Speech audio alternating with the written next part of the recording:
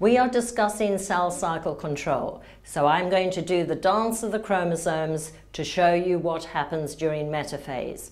Metaphase of the cell cycle, each of the chromosomes, so you have to assume that I am one chromosome at metaphase.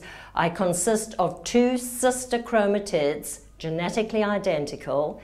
My centromere is central, so I'm a metacentric chromosome, and I am about to line up on the metaphase plate.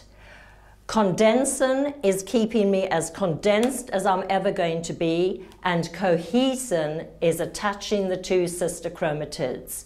So consisting of two DNA molecules, but held together as one chromosome. Now what happens is via the kinetochore, I am going to attach to the mitotic spindle. So we have to assume that there are two poles, and radiating from the poles there will be microtubules. They are dynamic, so they will be polymerizing, depolymerizing, polymerizing, depolymerizing.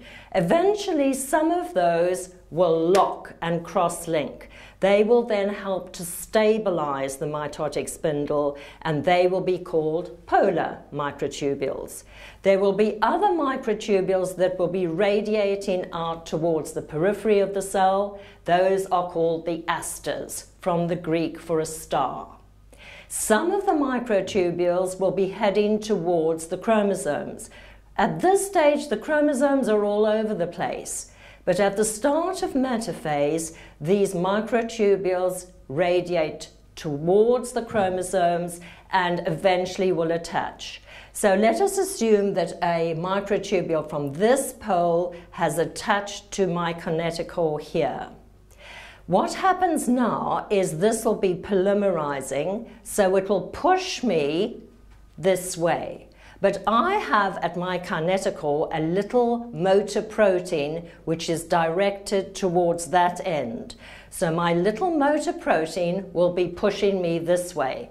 I'm not attached on this side, so I can dance backwards and forwards. So polymerizing is going to push me this way. My motor protein is going to push me this way. So this is how chromosomes will dance. Now, if there is an unattached kinetochore, the protein MAD will come and bind here.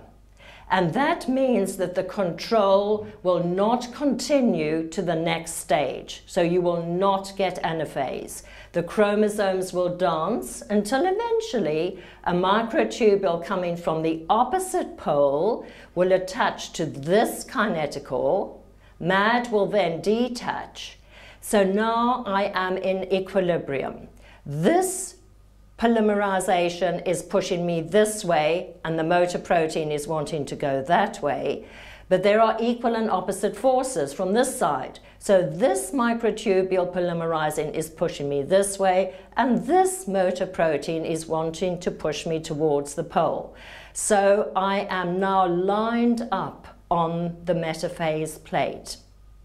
When all of the chromosomes are lined up on the metaphase plate, there are no unattached kinetochores, then the spindle checkpoint will be passed and quickly anaphase will happen. I'm not going to try and do it, but basically I will then separate, the cohesin will be broken, this sister chromatid will head towards that pole, this sister chromatid will head towards that pole.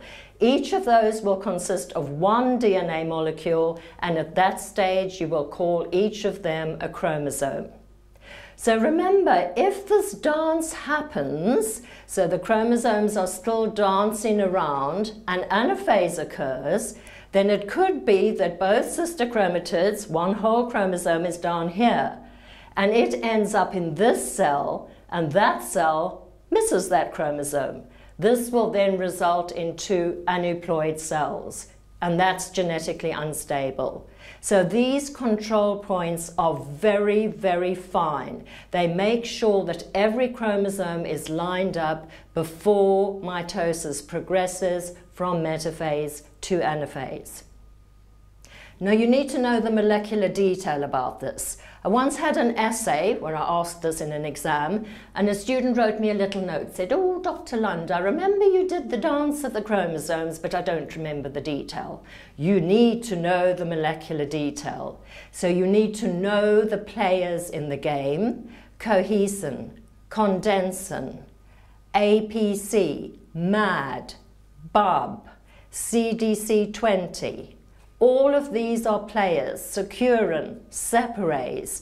You need to know what each of them is doing and be able to tell their story in full. Go for it.